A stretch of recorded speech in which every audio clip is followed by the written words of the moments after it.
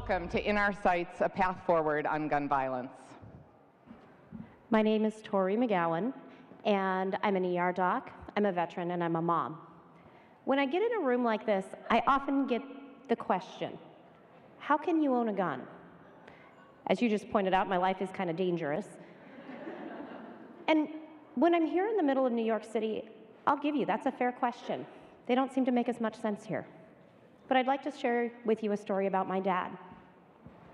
My dad still lives in the small town where I grew up. He's been the town dentist since 1971.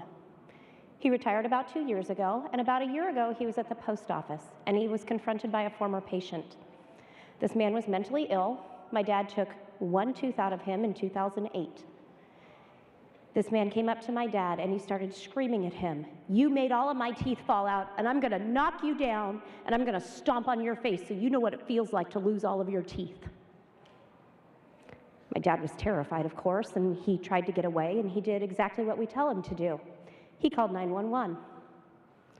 The dispatcher said, "The nearest officer is an hour and a half away and is on a call. He can't leave. You're on your own." Think about that. You call 911 and you're told that there is no help coming. Unfortunately, that's a reality for a lot of people that live in rural areas.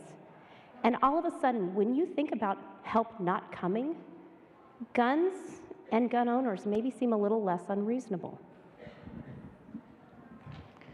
So I'm Megan. Like Tori, I'm a mom and an emergency physician. I'm also a violence prevention researcher. And for the first 5 years or so of my career, I didn't talk a lot about guns. There were two reasons. The first is that I thought that gun violence was just part of a larger spectrum of violence prevention, and if I talked about stopping violence in general, I didn't have to talk specifically about guns. The second and bigger reason was because I was told over and over again by my valued mentors that I couldn't talk about guns, or I'd be endangering my entire career as a federally funded researcher. My willingness to follow those precepts changed for a couple of reasons. The first was a clinical case. It was July, soon after I became an attending. I was working in our trauma rooms at Brown, and a call came over the radio from EMS. GSW, trauma code blue, ETA 2 minutes. We prepared the room. We thought we knew what was going to be coming in, and what rolled in was actually something entirely different. It was a young man who had shot himself in the head. And it turned out that he had done it with his father's gun. His father was a local law enforcement officer. He'd had his gun locked up, but the kid knew where the key to the gun safe was. We didn't save that kid. His loss of life was no more tragic and no more preventable than that of all of the other lives lost that July to gunshot wounds. But what stuck with me about it was that it was so different. I had never before and have never since seen a suicide attempt in my emergency department due to a gun. And the reason why is because guns are different. A suicide attempt with a gun is 90% likely to be fatal. And similarly, assaults with guns are more likely to be fatal. We need to talk about gun violence as something different. The other thing that changed my willingness to talk about guns as something different was Sandy Hook. Like many of us, I will never forget sitting and starting to watch the story come across my newsfeed. I remember watching the pictures of those little kids and their teachers running out of Sandy Hook. And then worse was watching the pictures of the parents whose kids didn't make it. And sitting there watching that as I was preparing for my daughter's birthday party, I decided that I was done being silent and that I had to do something. Clearly, Tori and I come from different perspectives on this issue, but in our own way, we're both warriors for a path forward on gun violence. What we're going to ask of all of you is that for the next 20 minutes or so, you park your preconceptions about what you think gun violence prevention consists of, and you join us in taking down some common myths that prevent us as a country from moving forward. So as we start this conversation, we all want to be on the same page with a few statistics. Did you know that there are 330 million guns in circulation in the United States? There were about 40,000 deaths and about 110,000 injuries due to firearms last year. The FBI estimates that every year in the United States, a gun is used 500,000 times to prevent a violent crime. There are about 30 million people who hunt each year in the United States and another 10 million who participate in shooting sports. 60% of deaths from guns are suicides. And about half of those are drunk when they die. One of the most amazing statistics is that there has been almost no federal funding for gun violence injury prevention since 1996. And because of that, while we've decreased the death rate from car crashes by over 50% over the last 50 years, we have made no movement on the death rate from guns. Let's talk about some myths. This is what we see in the news. And unfortunately, the most extreme voices are the ones that get the most airtime. We like to paint guns as either all good or all bad. We've talked about some of the ways that they are harmful and that we see injuries in the emergency room.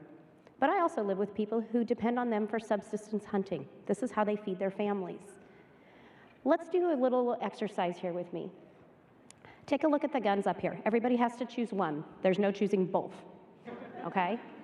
Let me see a show of hands for the gun on the left. If we have to ban a gun, which one do you want to ban? Let me see the gun on the left. How about the gun on the right? Very few hands. The gun on the left is an AR-15. That stands for Armalite rifle. That's the manufacturer, not assault rifle. This gun is responsible for less than 1% of all gun deaths in the United States every year. But this is the one that looks scary, and this is the one we have a visceral reaction to. The gun on the right is a handgun. 80% of homicides are committed with a handgun, and the vast majority of suicides as well. One looks scary, one does not, but one is much more dangerous statistically than the other. The next myth that we want to take on is the myth that all gun owners are good or all gun owners are bad. I'll be honest, when I started working in gun violence prevention, I actually thought this way. I thought, my God, who could be so stupid as to own a gun? Then I started working and talking, and I realized that actually most people who own a gun are really good, smart people, like the lovely Tori standing up here with me. And there are some really, really bad people who don't own guns.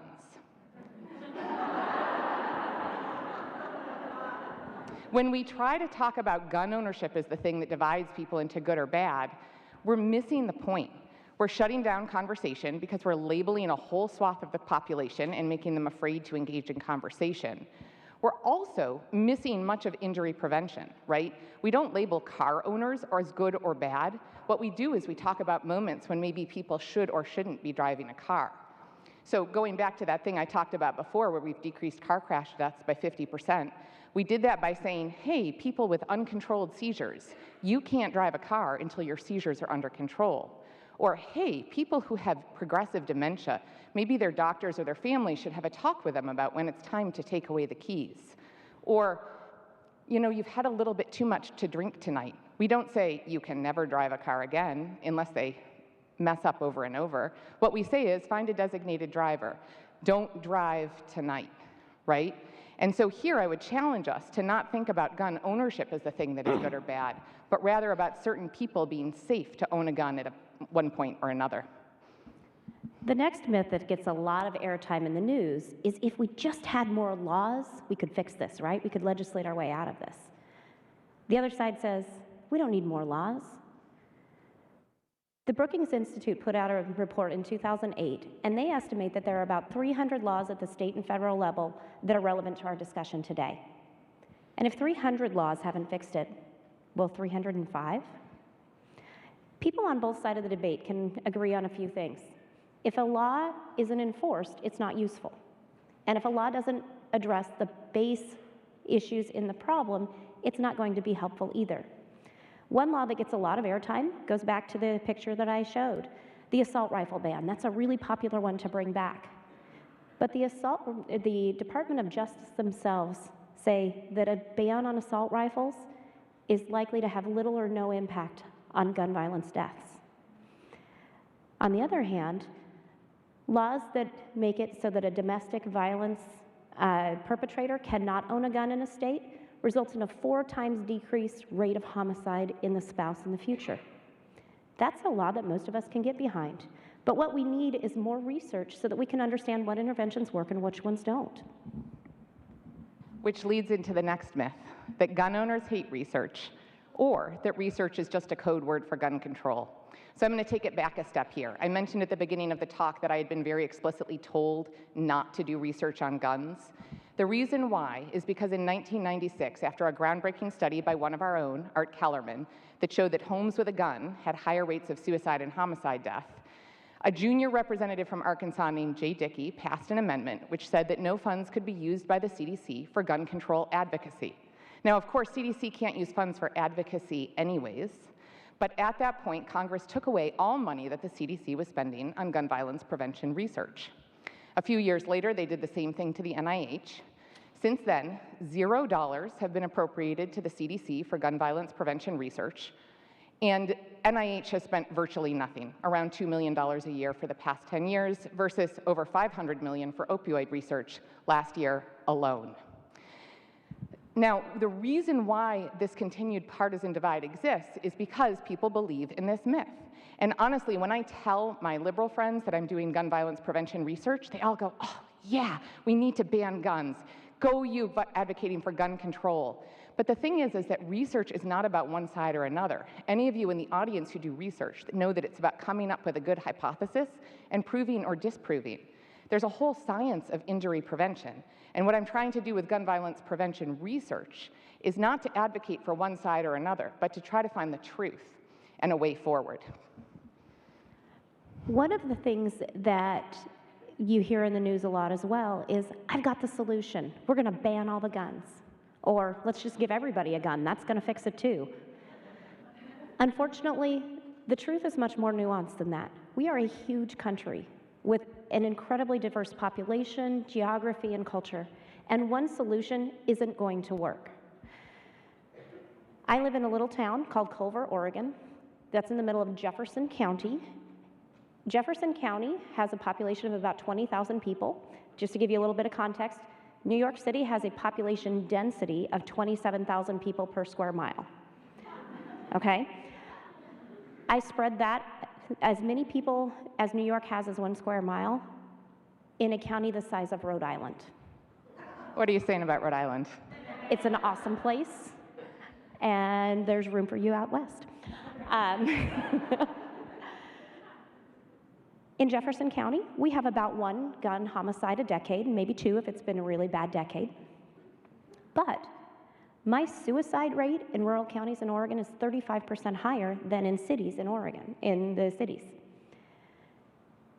Most of that is driven by the fact that people in rural areas are more likely to attempt suicide with a gun than in urban areas.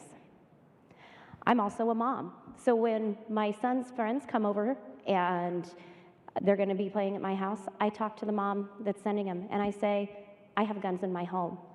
All of my guns are stored in the garage in a safe, except for 2 that are in my bedroom, which are in a different safe. Your child cannot get to any of my guns. That opens a space to create a conversation in my community about how do we keep our children safe. I talk about it to my patients that come into the emergency room. When a 4-year-old's gotten into a bottle of Tylenol, I use that as a moment to talk to them about my youngest, who is Spider-Man and can get into anything. And we talk about how we safely store medications and chemicals and guns, because it's an important conversation. But I can't have that conversation without information on how we can keep our community safer. I wish there were a vaccine against gun violence that worked for suicide and homicide. But honestly, right now in this country, I'm not sure that even if we had a vaccine, we'd be able to distribute it.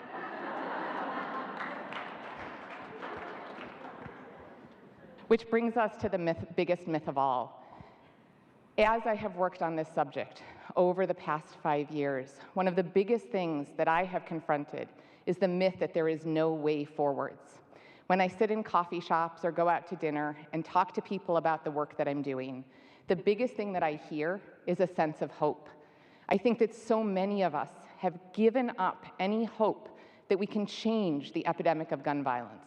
And Tori and I are up here today to say that it is not time to give up. There is a path forward. It is not a short path.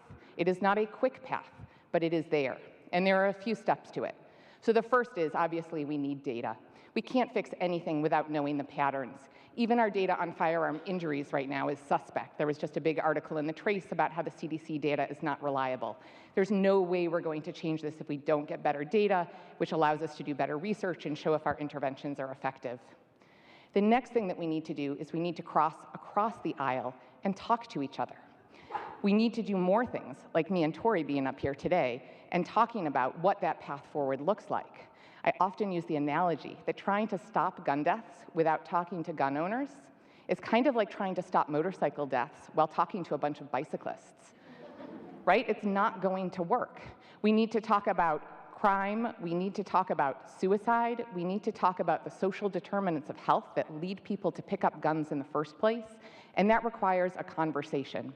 One great example of this is work done by one of my dear friends and colleagues, Emmy Betts, who's out at University of Colorado. She's created a series of courses for physicians where they become familiarized with what guns are and how they work.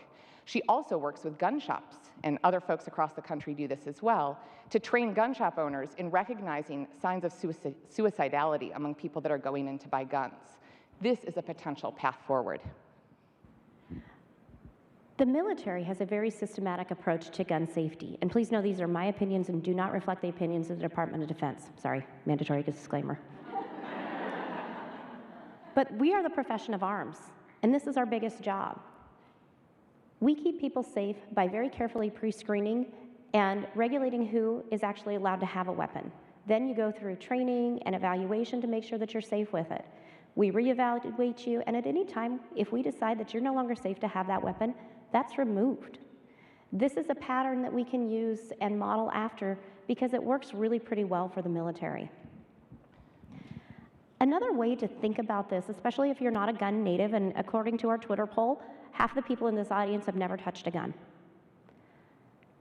If you are not, try to think about gun owners as a subculture. Remember when we were in medical school, they taught us about cultural competence and being open and being able to speak their language in a respectful way? I challenge you, if you've never touched a gun, go to a gun shop. Think about it like going to a cultural festival. You go, you eat a little of the food, you listen to the language, you see some of the rituals, and that might actually give you a perspective that will allow you to approach gun owners from an area of understanding and maybe even an area of expertise because of what you learn. And I promise you, any gun shop would be happy to help you understand a little bit more about them. Because once we overcome these divisions, it then allows us to have the hard conversations that allow us to actually stop shooters before they shoot. Whether it be in St. Louis, I know Kristen Mueller's out in the audience, and I was down there earlier this summer doing great work with violence intervention programs, whether it's in rural Oregon or anywhere else across our country. We need to come together first. And this slide makes me a little uncomfortable that I'm talking about my own organization, but I do want to kind of mention Affirm. So this is a 501c3 that was started last year by myself and a fellow emergency physician who's a gun owner in Vermont. And we created this because we were tired of waiting for someone else to do something. I know yesterday one of the speakers talked about that if there's a problem that no one else is fixing, you need to stand up and fix it, and that's what we're doing. We're creating private-public partnerships in order to fund the gun violence research that has not been done by our country for the past 20-odd years. We are nonpartisan, we are not Republican or Democrat, we are not gun owners or non-gun owners. What we are for is science.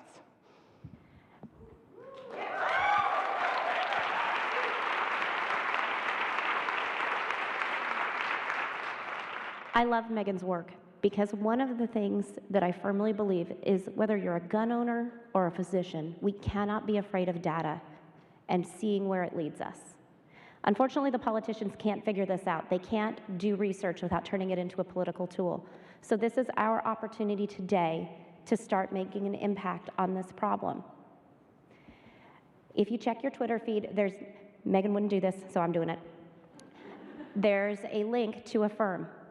Please send them some money so that we can start doing this research and start getting this information so that I can talk to people from an area that we actually have some data from. So this, of course, is a picture of Joan of Arc. And we worked with our coaches as we were preparing this talk to try to find a picture of a strong woman who battled myths and slayed dragons and lived. There are very few such stories out there. I do, however, believe that enough Americans have already been martyred to gun violence to make up for both of us. And so my hope is that through this talk and through all of us in this audience going out and spreading the message of a different way forwards, we can end the epidemic of American gun violence together. Thank you. That was awesome. Oh.